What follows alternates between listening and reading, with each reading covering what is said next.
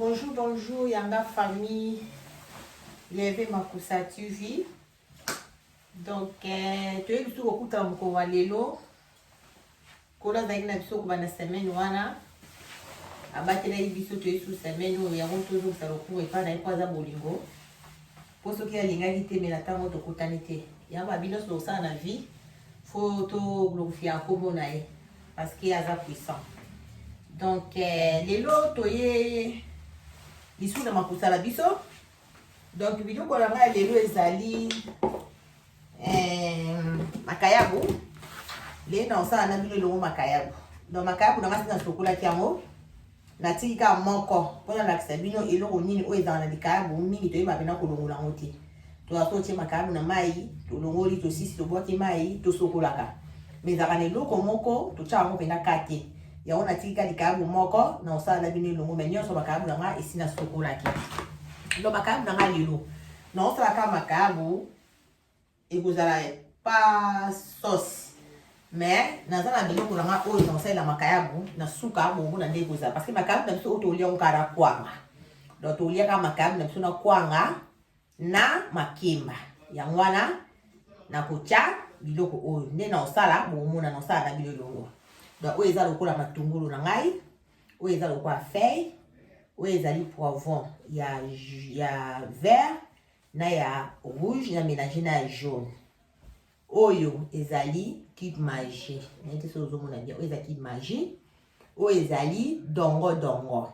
Oyo ezali courgette. Donc na mélanger oignon tout na suka bongo na iloni opesa. Parce que ça la ka makayabu poivron matungulu, babi moi s'il faut ko découvrir.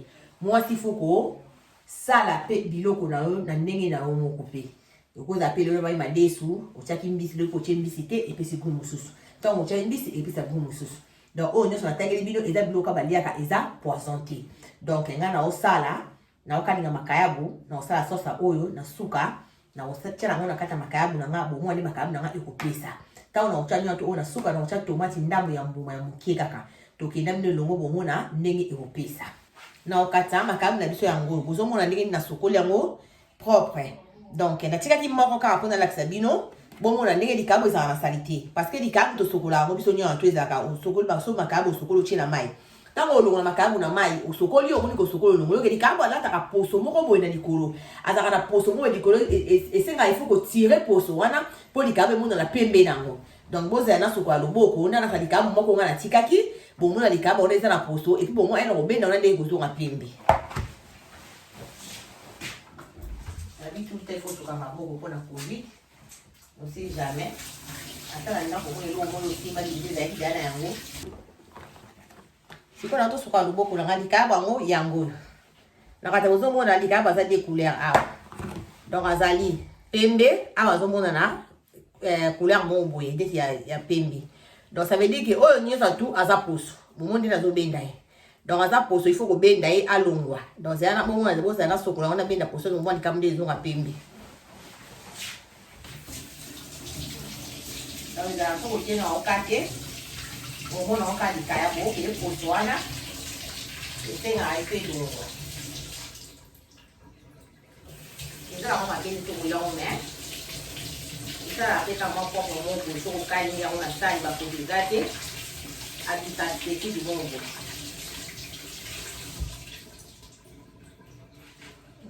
C'est bon.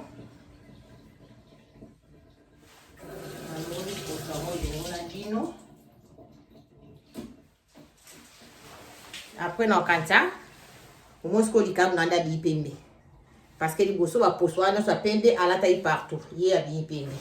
Donc c'est bon makabu na ngango yo na ondika so etapa okali ngango.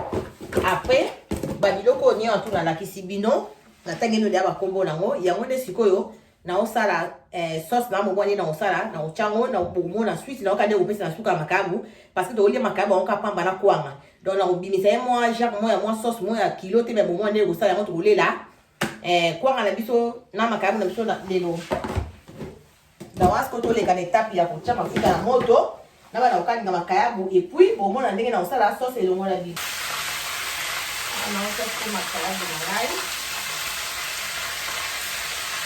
Le caléra à la pala, à la chérie, pour ça la sauce il y a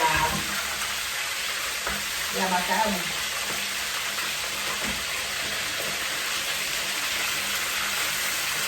Un copine manie du Koba. Pouvoir central. Pouvoir Makassi. Donc, va lui partager, liker, commenter tout. Est-ce qu'on a un peu de temps à finir le rail? On va faire un jour de vito. Est-ce que également le temps à faire à vous? On a fait fait.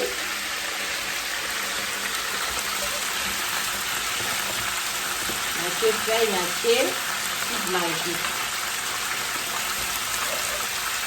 Après, on a eu coca, poivron. Tout. Nasce dongo. Ile kwa tibi na ukesima iza courgette.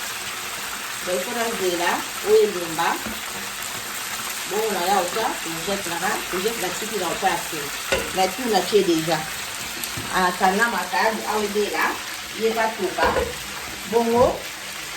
Na on la fait no sweet na mo. Ne buleka. Na makabu.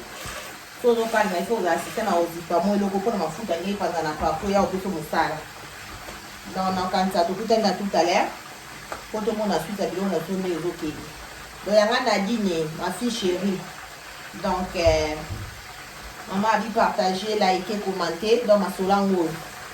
Donc mon indenge na bandi pour faire makabu.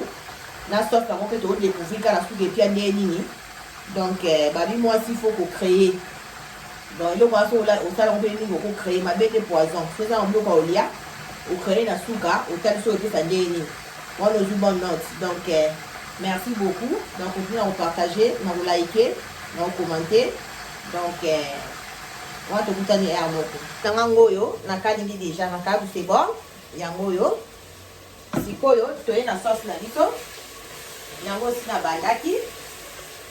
Cameraman, on peut voir sauce. S'il te plaît. Sauce na biso yango oyo. Omoni ndenge ekomi tuko elembi nde na d'huile. Courgette na tie. Kaka tie courgette boye. Sikoyo na ye kotia tomate ya mbuma nde nalobaki. Natie tomate ya mbuma. Après na kotia sikoyo basaisonement. Na kotia basaisonement. Après tozeli yango elemba wana bokomona ndenge epesa makayabo. Donc là na ye kotia ndambo ya persil. Natie persil ndambo. Persil yango oyo. Après na ye kotia ndambo ya ai na biso mingi te.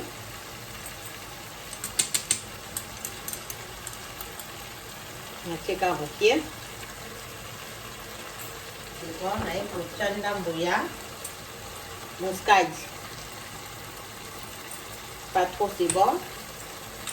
On baloli. Là je vais faire tout pas. Après bon on est dans ça on a makayab. Donc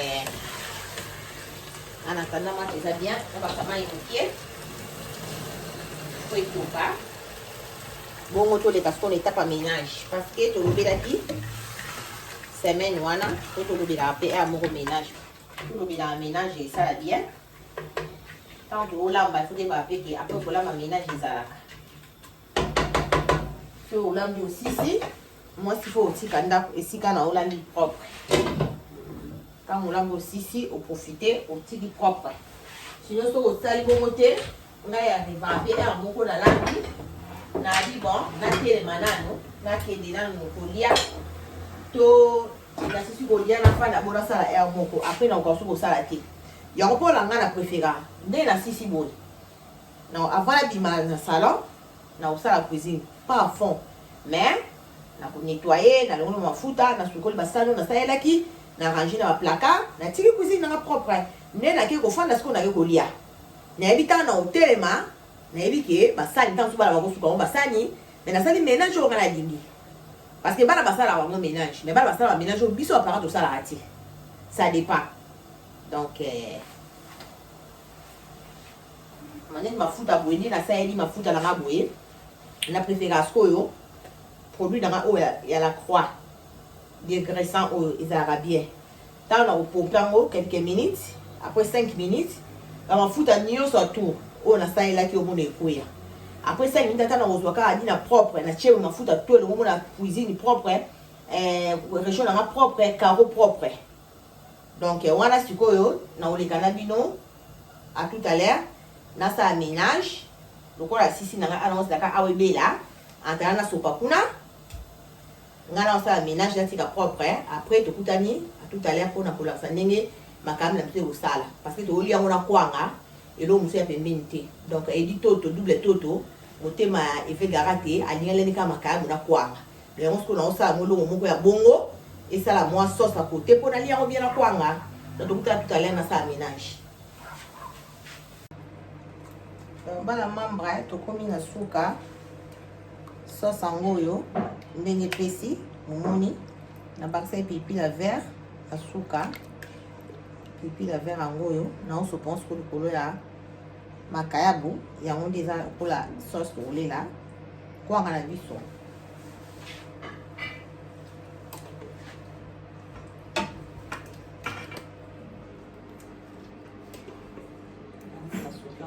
makayabu na biso pilipili na biso mbuma yango oyo sikoyo eloko nabokaki lino na nsima courgette na nsima nalingaki abima ya kopanzana te so otali courgette na ngai yeyo abimi ebimba ye natie likolo ya makayabu na biso sikoyo sauce na biso nalobaki tokolela makayabu yango oyo donc eza lokola sauce yango okolela ngo kata semoule parce que bibi bien donc bomeka bokoyebisanga ndenge bibi to donc rien à dire donc kanta vidéo caméraman aozwango bien bino bozomona rien à dire quoi donc bomekaka nde nalakisi bino na kwanga donc 2 fois te donc naokata kwanga bomona esthétique ndenge ezopesa donc à tout à l'heure donc oyo makemba donc wana makayabu bino otuna tie na kati bomonaki yango bosala yango ka ndenge bongo nde epesi kitoko donc nameki donc 2 fois te donc pilipili na mbuma vert nabwaki na suka donc bosalaka nde nalakisi bino wana donc eloko lokwa neti courgette boboka yango nzela moko te na yango courgette fe sala ntango biloko wana ekomi pembeni ya kobela oboyi courgette yango na kati donc kitoko makasi donc Yvette ma copine donc NPMI donc yango wana babimeka donc Yvette Molato okoka donc petite sœur propre mwana njila solo donc masolo yango wana ebi oza moto kolamba donc babilaike partager donc bosabone bolaike bopartage surtout partage nde toolinga donc bopartage ya masolo kitoko donc tokutani mbala nsima kolalola batela bino abatela babotala bino abatela bana na bino donc bonne soirée bandako na bino et puis bon appétit bisous bisous à la prochaine.